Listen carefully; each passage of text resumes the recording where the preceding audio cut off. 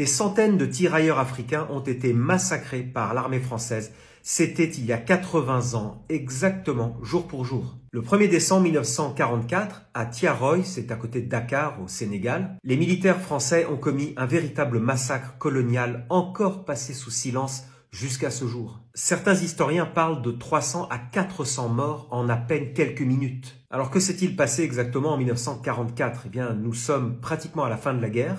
Et les tirailleurs africains qui ont combattu sous le drapeau français dans l'armée française sont libérés des camps de prisonniers allemands. Alors l'armée leur promet un retour triomphal à Dakar et le paiement de leur solde et d'une prime de démobilisation. À l'époque, le Sénégal est une colonie française et tous ces tirailleurs arrivent à Dakar et doivent ensuite rejoindre d'autres pays qui font partie de l'empire colonial français. Alors, comme vous le savez, on parle de tirailleurs sénégalais, mais la plupart ne venaient pas du Sénégal, ils venaient de plein d'autres pays en Afrique, y compris même de Madagascar. J'ai fait une vidéo sur ce sujet, elle est sur mon profil. Il y a donc plus de 1600 tirailleurs qui sont regroupés dans ce camp militaire de Thiaroye, près de Dakar, et ils attendent, dans des conditions difficiles, le versement de ce qui leur est dû. Mais les semaines passent et les promesses ne sont pas tenues par l'armée. La tension monte, les tirailleurs réclament encore et toujours ce qui leur est dû. Le 28 novembre, un groupe de tirailleurs refuse de partir pour Bamako tant qu'ils ne seront pas payés. Le général Dagnan, qui est envoyé sur place, est confronté à la colère des soldats. Pour autant, les revendications restent pacifique. L'armée ne cache pas son agacement devant ces revendications. Elle veut clairement rétablir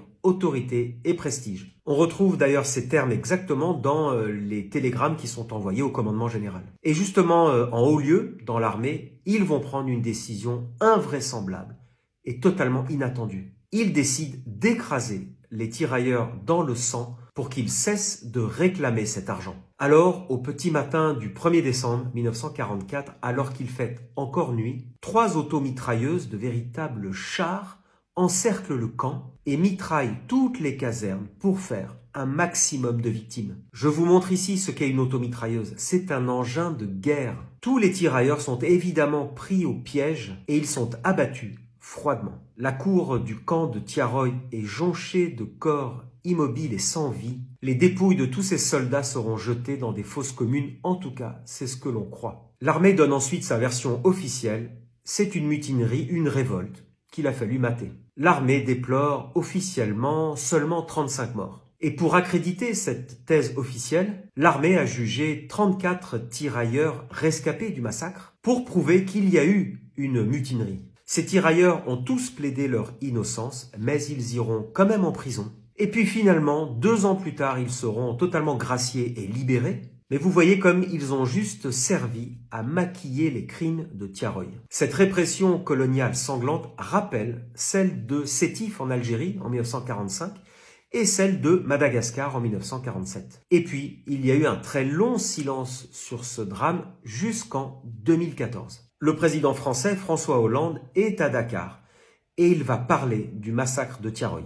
Il va dire que la France regrette cette répression terrible et il ajoute, je cite, « La France se grandit quand elle est capable de porter un regard lucide sur son passé. » Les historiens parlent maintenant de 300 à 400 morts au total. On ne sait toujours pas où les corps ont été enterrés. Il existe bien un cimetière du massacre de Thiaroye, mais tout le monde sait que les tombes sont vides, c'est un cimetière symbolique. Les descendants des victimes de 1944 demandent des fouilles officielles pour trouver les dépouilles. Alors les questions demeurent.